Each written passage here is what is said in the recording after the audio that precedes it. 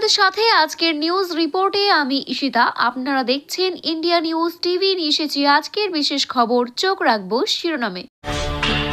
মার্কিন প্রেসিডেন্ট প্রিয় বন্ধু ট্রাম্পকে অভিনন্দন জানালো মোদিজি।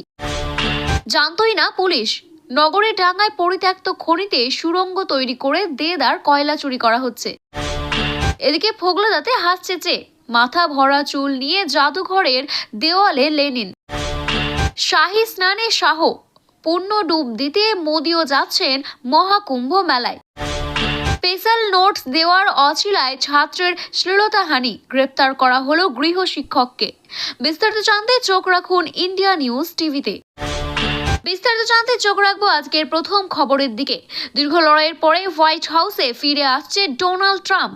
সোমবার ক্যাপিটল হিলের রোটুন্ডায় আমেরিকায় 47তম প্রেসিডেন্ট হিসেবে শপথ গ্রহণ করছেন তিনি। শপথ গ্রহণ অনুষ্ঠানে ভারতের প্রতিনিধিত্ব করছে বিদেশ মন্ত্রী এস জয়শঙ্কর। এদিকে দেশের বসেই প্রিয় বন্ধু ট্রাম্পকে শুভেচ্ছা জানালেন প্রধানমন্ত্রী নরেন্দ্র মোদী। এক্স হ্যান্ডেলে মোদী লিখেছেন, প্রিয় বন্ধু ডোনাল্ড ট্রাম্পকে অভিনন্দন। 47তম মার্কিন প্রেসিডেন্ট হিসেবে অনেক শুভেচ্ছা রইল তোমার জন্য। আগামী দিনে ভারত এবং আমেরিকা উন্নয়নের স্বার্থে সর্বোপরি বিশ্বের উন্নত ভবিষ্যতের লক্ষ্যে আরও একবার একসঙ্গে কাজ করার অপেক্ষায় আছি। মার্কিন মসনদে সোমবার দ্বিতীয়বার শপথ নেন প্রেসিডেন্ট ডোনাল্ড ট্রাম্প। শপথ গ্রহণ করেই স্বর্ণ সুযোগের সূচনা বলেই উল্লেখ করেছেন তিনি।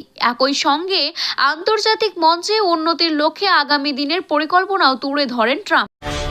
পুলিশের নাকের ডগায় কয়লা চুরির অভিযোগ। খবর পেয়ে হানা দিয়ে সুড়ঙ্গে নেমে বস্তা বস্তা কয়লার উদ্ধার করলো পুলিশ। ঘটনাটি ঘটেছে পশ্চিম বর্ধমানের আসানসোলে। যদিও এই ঘটনায় এখন পর্যন্ত পুলিশ কাউকে গ্রেপ্তার করতে পারেননি। একদিকে যখন আসানসোলে সিবিআই কোর্টের বেআইনি কয়লা পাচারের কাণ্ডে প্রথম ট্রায়াল চলছে, তখনই এসিএল এর পরিত্যক্ত কয়লা খনিতে রীতিমতো সুড়ঙ্গ তৈরি করে চলছিল কয়লা চুরির কাজ। স্টার্ন কোলফিল্ড লিমিটেড ভানোরা খোলা মুখ খনিতে সুড়ঙ্গকৃত বেআইনি খাদান তৈরির কাজেই চলছিল দেদার কয়লা উত্তোলন। আর সেখানেই হানা দিল আসানসোলের উত্তর থানার পুলিশ। আর এতদিন পর্যন্ত নাকি পুলিশের কাছে তার কোনো খবরই ছিল না। এলাকায় হইচই হতেই পুলিশের অভিযান চালানো হয় সেখানে। এরপরে একদিন সুড়ঙ্গ থেকে উদ্ধার করা হয় বস্তা বস্তা কয়লা। স্থানীয় বাসিন্দাদের দাবি, সমতল থেকে প্রায় 80 ফুট মাটির নিচে সুড়ঙ্গ তৈরি করে বহুকাল ধরেই ওই অঞ্চলে কয়লা উত্তোলন চলছিল। পুলিশকে বারবার তারা জানালেও নাকি পুলিশ বিষয়টি নিয়ে এতদিন গা ঘামায়নি কোনো কিছুতেই। বিপুল বাউরি এবং রঘুবীর বাউরি বহুকাল ধরে এখানে বেআইনিভাবে কয়লার খাদান চালাচ্ছেন বলেই অভিযোগ। পুলিশকে মৌখিকভাবে আমরা বহুবার জানিয়েছি, কিন্তু পুলিশ অজানা কারণে অভিযোগ করতো না। আসানসোলে উত্তর থানার পুলিশ জানিয়েছে, গভীর সুড়ঙ্গ পথে বস্তা বন্দি করে 2 কুইন্টাল কয়লা জমিয়ে রাখা হয়েছিল, তা বাজেয়াপ্ত করা হয়েছে। কলকাতায় ভারতীয় জাদুঘর ঘুরে দেখতে দেখতে হঠাৎ থমকে দাঁড়াচ্ছে মানুষজন। মিলছে না বইয়ের পাতার সাথে ইতিহাস। দেওয়ালে টাঙানো ছবিতে দাড়ি ওঠেনি মার্কসের, আবার মাথা ভরা চুল ছিল লেনিনের, অথচ গ্রামসিয়ার মাথা ন্যাড়া। আবার চে ফোকলাদাতে হাসছে। হোচি মিথেন থুতনি, আবার নেই দাড়ি। তালিকাটি দীর্ঘ। মিম থেকে জীবাশ্ম। প্রাচীন পৃথিবীর নানা ইতিহাসে সংযত্নে লালিত কলকাতা ভারতীয় জাদুঘর। তা দেখে সহজেই মানুষ অনুমান করে যে 5000 দশক বছর আগে পৃথিবীটা কেমন ছিল, কেমন দেখতে ছিল তখনকার জিনিসপত্র। এইসব কিছু পুরাতন হলেও জীর্ণ নয়। ইতিহাসে ফিরে যাওয়ার পথে হাঁটতে হাঁটতে কেউ যদি এখন জাদুঘরের টেক্সটাইলের গ্যালারিতে প্রবেশ করে, তাহলেই তার জন্য চমক অপেক্ষা করছে। মনে প্রশ্ন জাগতে পারে, জাদুঘরের বামপন্থী রাজনৈতিক দলের পার্টি অফিস এলো কোথা থেকে? আসলে সেখানে দেওয়ালে টাঙানো আছে একাধিক ছবি। ফ্রেমের নিচে সেই ছবিগুলোর ব্যক্তিদের নামও লেখা রয়েছে। জলজল করছে স্ট্যালিন, লেনিন, হো চি মিন, কার্ল মার্কস, চে গেভারো এবং গ্রামসির নাম। নামগুলো পড়ে যে মুখগুলো মনে করেন ভেসে উঠবে তাদের মুখ। তার সঙ্গে জাদুঘরের টেক্সটাইলের বিভাগের দেওয়ালে টাঙানো ছবিগুলির কোনো মিল পাবেন না আপনি। স্ট্যালিনের লেখা ছবির ব্যক্তিটি ব্যাকবাক্স করা বাদামি চুল নেই, তীক্ষ্ণ চোখ আর গোফে ঢাকা শক্ত চোয়াল নেই। জাদুঘরের দেওয়ালে টাঙানো ছবি স্ট্যালিন মৃদু হাসছেন, আর খোঁচা খোঁচা পাকা দাড়ি, তার মাথায় অল্প চুল। অন্যদিকে চেয়ে গেভার লেখা ছবিতে মানুষটি হাসছে ফোগলা দাঁতে। হোমির মিথেন থুতনি, আবার দাড়ি নেই। সেখানে ছবিতে লেনিন আবার প্রশস্ত কপাল নেই, বরং মাথা ভরা চুল রয়েছে তার। জাদুঘরের ছবি গ্রামসির আবার এক মাথা চুল নেই, ন্যাড়া মাথা।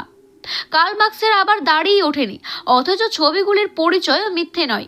প্রত্যেক ফ্রেমে যে ব্যক্তি রয়েছেন তার নাম ছবির নিচে লেখা রয়েছে।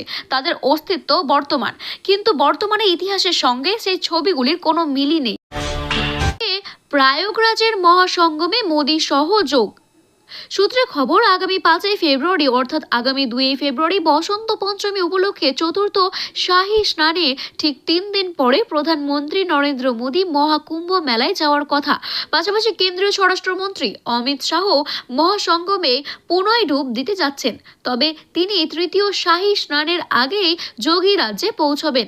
তার পুণ্য ডুব দেওয়ার কথা 29 জানুয়ারি। একই প্রশংসা জেনে রাখা দরকার, 144 বছর পরে প্রয়াগরাজের যে বিরল যোগ, সেই মহাকুম্ভ মেলায় আয়োজন হচ্ছে তার পবিত্র স্নানের শুভ সময়গুলি হলো: প্রথম শাহী স্নান হয় 13 জানুয়ারি 2025, যা অনুষ্ঠিত হয়ে গিয়েছে।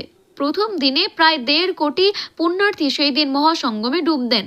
প্রথম পবিত্র স্নান হয় 14 জানুয়ারি 2025, যা মকর সংক্রান্তি উপলক্ষে। তৃতীয় পবিত্র স্নান অনুষ্ঠিত হবে 29 জানুয়ারি 2025, মৌন অমাবস্যা উপলক্ষে।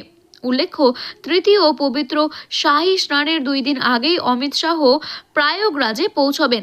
2025 সালে 2 ফেব্রুয়ারি বসন্ত পঞ্চমী উপলক্ষে চতুর্থ শাহী স্নান অনুষ্ঠিত হবে। সবকিছু ঠিকঠাক থাকলে এর 3 দিন পরে মোদী মহাকুম্ভ মেলায় যাবেন। পঞ্চম পবিত্র স্নান অনুষ্ঠিত হবে 12 ফেব্রুয়ারি 2025 মাঘ পূর্ণিমা উপলক্ষে। ষষ্ঠম পবিত্র এবং শেষ পবিত্র স্নান, যা 2025 সালে 26 ফেব্রুয়ারি মহাশিবরাত্রি উপলক্ষে অনুষ্ঠিত হবে। ছাত্রীকে শ্লীলতাহানি এবং হুমকি দেওয়ার অভিযোগে গৃহ শিক্ষককে গ্রেপ্তার করল পুলিশ।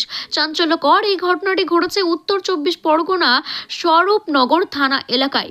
মঙ্গলবার দুপুরে ধৃতকে বসিরহাট মহকুমা আদালতে পেশ করা হয়। পুলিশ সূত্রে জানা গিয়েছে, নির্যাতিতা ছাত্রী 8ম শ্রেণীতে পড়তো। অভিযুক্তের কাছে সে টিউশন পড়তো। সোমবার সকালে ওই ছাত্রী অভিযুক্তর বাড়িতে পড়তে গিয়েছিল। পড়তে শেষে অন্য ছাত্রছাত্রীদের সাথে ছুটি দিলেও ওই ছাত্রীকে স্পেশাল নোটস দেওয়ার নাম করে তাকে যেতে বারণ করে ওই শিক্ষক। অভিযোগ, সহপাঠীরা সবাই চলে গেলে ওই সুযোগে ছাত্রের শ্লীলতাহানি করে অভিযুক্ত। কুকর্ম করার পরে ওই ছাত্রীকে হুমকি দেয়, বলে কাউকে যেন কিছু না জানায় সে। যদি জানায় তাহলে তাকে ফল ভালো হবে না এর পরবর্তীতে, বলেই হুমকি দেয়। এরপর বাড়িতে ফিরে এলেও নাবালিকা কিছু জানায়নি। পরে আচরণ অস্বাভাবিক লাগলে তার জোরাজুরি করে বাড়ির লোককে সব কথা খুলে বলে সে। রাতেই পরিবারের লোকজন স্বরূপনগর থানায় অভিযুক্ত গৃহ শিক্ষকের বিরুদ্ধে শ্লীলতাহানি এবং হুমকির অভিযোগ দায়ের করেন। মঙ্গলবার সকালে অভিযুক্তকে তার বাড়ি থেকে গ্রেপ্তার করে পুলিশ।